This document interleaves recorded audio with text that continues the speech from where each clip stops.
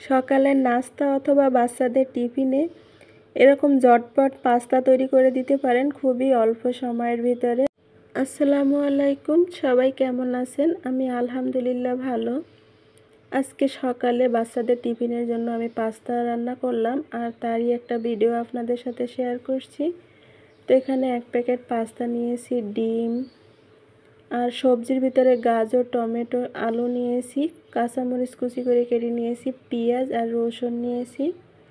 সব কিছু কেটে নিয়ে এখানে আমি পানি গরম করতে দিলাম পাস্তাটাকে সিদ্ধ করার জন্য, আর দিয়ে দিলাম 1 চা চামচ সয়াবিন তেল। এতে করে পাস্তাগুলো ঝরঝরে থাকবে, সিদ্ধ হয়ে একটার সাথে একটা লেগে যাবে না।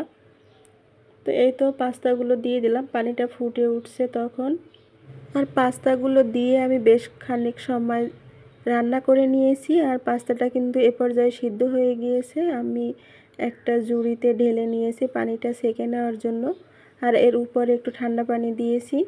এতে করে আরও পাস্তাগুলো একদম ঝরঝরে থাকবে। ফ্রাই প্যান বসিয়ে দিলাম, এখানে কিছুটা তেল দিয়েছি আর দিয়ে দিলাম রসুন কুচি, পেঁয়াজ কুচি আর রসুন কুচিটাকে একটু তেলের উপরে ভেজে নিলাম। আর এরপরে সবজিগুলো দিয়ে দিলাম। এখানে সবজিগুলো একটু ভেজে নিব।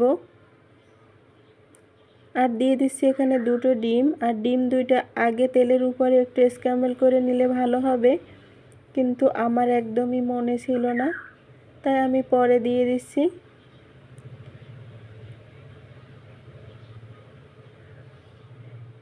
এই তো নেড়ে চেড়ে আমি ডিমটাকে এভাবে স্ক্র্যাম্বল করে নিচ্ছি। আর এখন আমি সবজির সাথে এভাবে নেড়ে চেড়ে একটু ভেজে নিচ্ছি।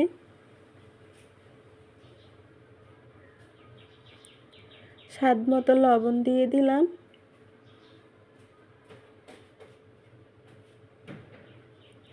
আর এ পর্যায়ে আমি সিদ্ধ করা পাস্তাগুলো দিয়ে দিলাম। পাস্তাগুলো দিয়ে পেঁয়াজ, রসুন আর সবজির সাথে খুব ভালো করে একটু নেড়ে চেড়ে মিশিয়ে নিব।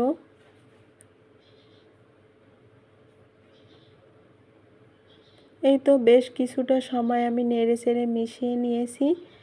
আর এখন আমি দিয়ে দিলাম এখানে পাস্তার মশলাটা, আর এখানে টমেটো সস দিয়ে দিলাম।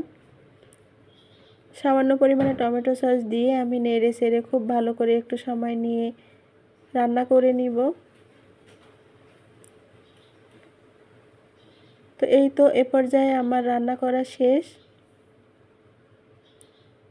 এখানে আমি পরিবেশন করে নিয়েছি। আর দেখতেই পাচ্ছেন পাস্তাগুলো একদম ঝরঝরে হয়েছে, আর খেতে কিন্তু দারুণ মজাদার হয় এইভাবে পাস্তাটা রান্না করলেও।